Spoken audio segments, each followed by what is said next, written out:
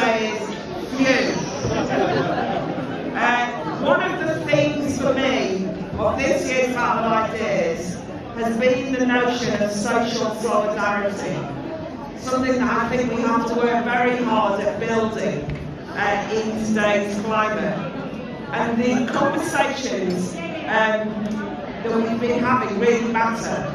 Until today, a lot of people have told me that they've been sitting at home screaming at the TV, wondering why other people don't see what's going on and thinking they're going mad.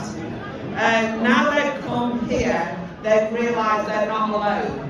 There's a lot of us mad people around, and there's a bit of solidarity. I've talked to so many people who told me that on paper they shouldn't agree with the person that they're chatting to when they were queuing up for something.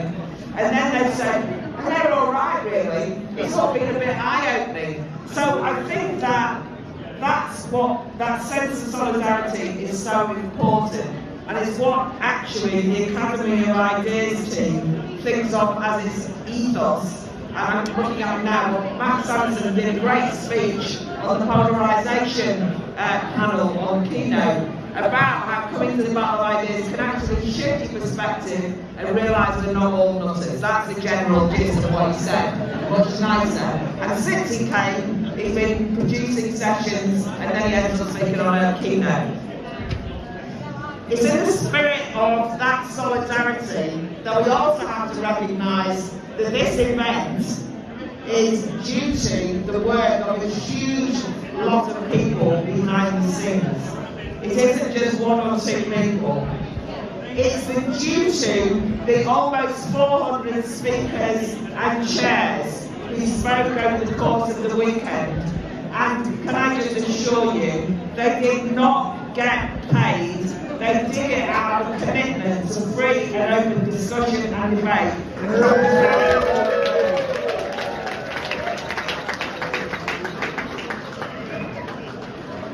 I also want to thank the sponsoring organisations, many of whom supported us in partnership in kind, and that is because they haven't got much money, but they do what they can. And that's called building a community, a genuine civic society, a real public square, by working together, backing each other up.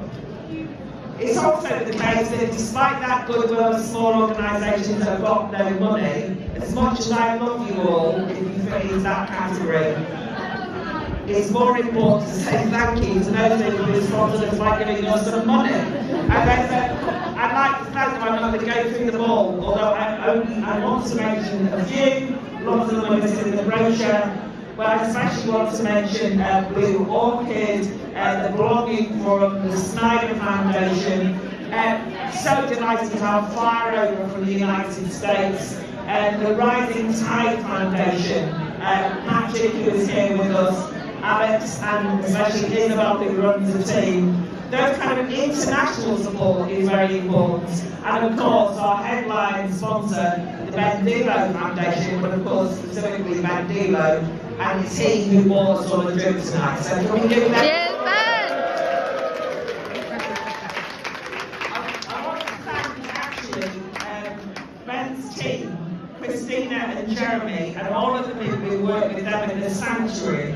But Ben himself, I just want to note that it's quite rare this, right? This is a philanthropist who actually gets it, right? He gets it. So that matters, right? It's not just like, oh, this person's got some money and he's doshing it out. He actually understands the significance and the importance of this. And he does not, I don't think he's here. He's behind you.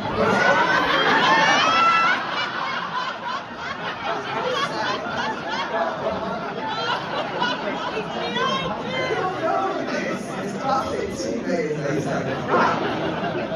I was going to say, well, there you go. I'm embarrassed now. I was going to say, God knows Ben must occasionally think, when he hears some of the talks and when he hears me speak, oh my God, he's not going to agree with us. and lots of things with me, with other people. And the reason I'm saying that you get it then is because your commitment to free and open discussion goes beyond that narrow, petty sectarianism we see in so many people.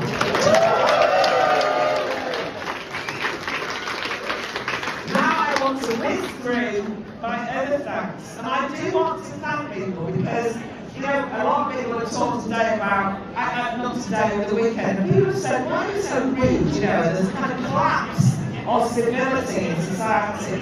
And I think it's very important to acknowledge the things that people do. And therefore, I want to thank people and mean it and not just be saying it.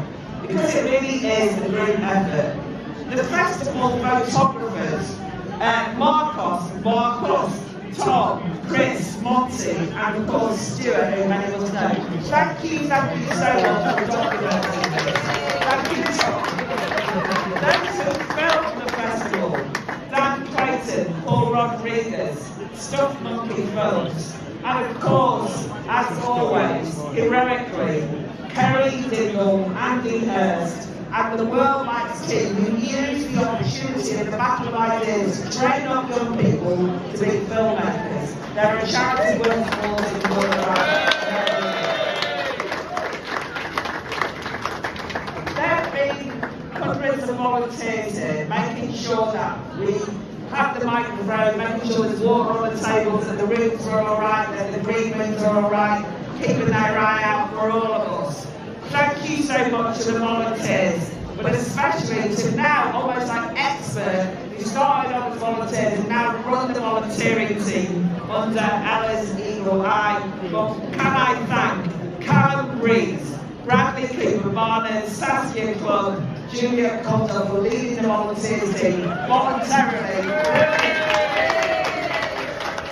Anyone who said that Generation Smoke facilities not because of the bad ideas of the young volunteers team. What do you know? What an antidote to Generation Smoke like this lot are.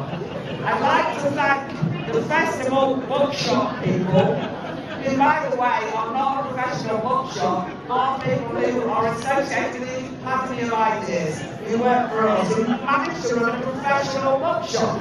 Eleanor Cameron Brown, Leo Villa, led by Jeff Kidder, they're part of our office support team with the Academy of Ideas, including Felice, Maddie, Ella Dawn, Venice, Ethan, Casper, and many others. These are people who either work for nothing or for pittance. They're not even members of staff, but they've been an invaluable backbone support for us in the build-up to the festival. Can we thank them, please?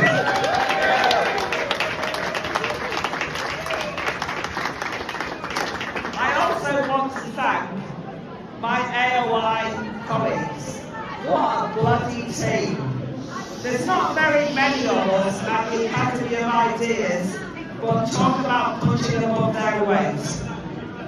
Behind the scenes, but crucial to our work, are people like Simon Belts, who does our IT, did all of the registration, and Jacob Reynolds, who from afar makes sure that we get through this. And then, of course, we have the absolutely brilliant Jeff Kidder, Rob Lyons, Alistair Donald. Let's be honest, like, I've been running this festival, but I've also been running the Living Freedom Initiative, the Ideas Massive Initiative, and all the rest of it. But I think the spirit of the Academy of Ideas team is epitomised by Ella Whelan, who is an absolute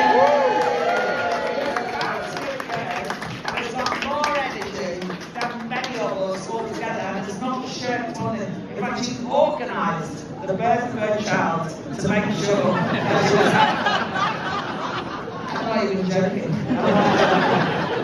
And she said to me, sit down and don't carry those boxes, and she marched something to me. I mean, my God almighty. But she is the epitome of the warrior spirit. The warrior spirit that I think we all have, but which my Academy of Ideas team embody. Can we thank all of those?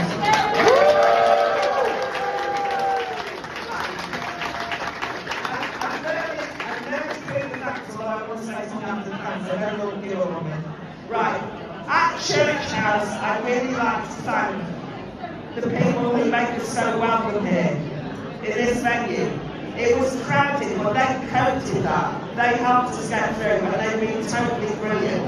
And when you think of the discussions you've been at, how brilliant that the staff at this venue are nothing but supportive. We've got Stacey's the catering team. We've got, and this matters this year, we've got Ike and the security team. They were absolutely.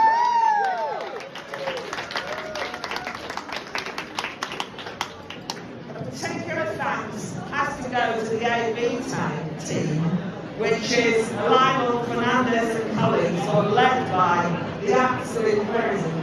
The absolutely wonderful. Is he around? He is around because you wouldn't be able to hear me if he wasn't around. Can we have a big cheer for, where's Bradley gone?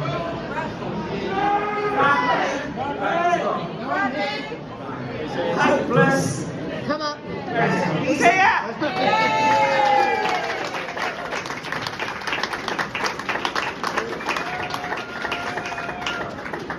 Bradley has had a challenging time.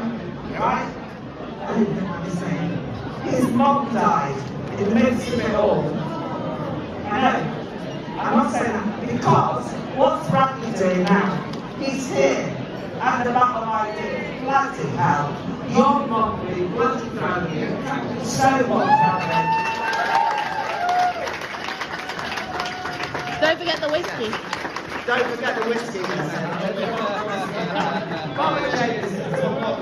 Right.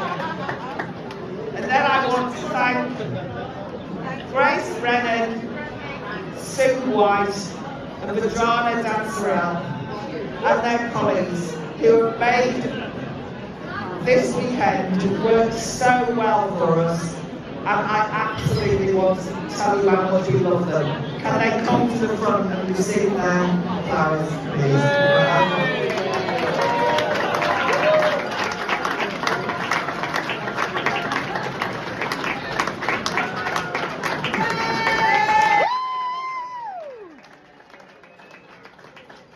Grace. The thing is, events people in venues are not always very good at running events. The events team at Church House are brilliant at running events, and therefore we really genuinely want to thank you very much indeed. Okay, my final bit, right? A lot of people have been very generous and have come up to me and said, this has been brilliant. I've never been before. I'll see you next year. Other people have said it's my third time. It's been brilliant. I'll see you next year. What's that all about? Stop being so flaky. I don't want to have to keep waiting a year. You'll only see me. But in all seriousness, I really hope that we can keep in touch. That it doesn't just mean that you come to the Battle of Ideas. I know that everybody's got a Substack these days, so it's over there to say sign up to our Substack. But it's a way of keeping in touch with each other. It's a way of finding out what's going on. And I really would like, therefore, to encourage you all to come along to all the events we have throughout the years, contribute to the writing and so on. But mainly, I wanted to just say that I think what's important this year is to know that we can do this. I have to tell you that there were some threats to this event in the advance of it, and we were a bit nervous. Other events have been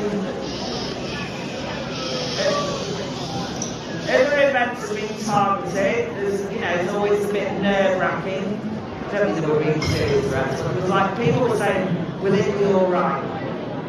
The reason I'm saying that to you is this. A lot of people would like people not to have events like this. A lot of people would like to say that organising public events shouldn't be done because you never know what kind of public will turn up. A lot of people would say it's too risky to get thousands of people into a venue like this over a weekend because you don't know what anyone's going to say. They might upset people, people might get offended.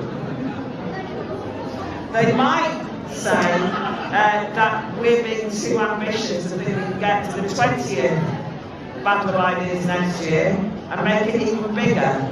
We will obviously have to think about extra space, I'm not trying to say, but we will be here and extra space. And then somebody said to me that in my opening remarks on Saturday morning, they said that I sounded really angry. What they don't realise was that I wasn't angry so much as terrorised, a bit sort of anxious, nervous. And then I realised that I'd maybe lost faith that we can pull it off. I kept thinking, maybe something will go wrong.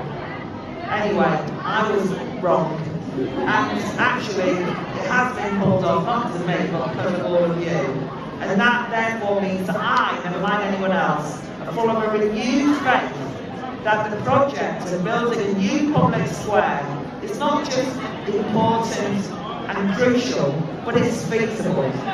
It's actually possible to build a positive alternative to the toxic, polarised nonsense that we hear all the time.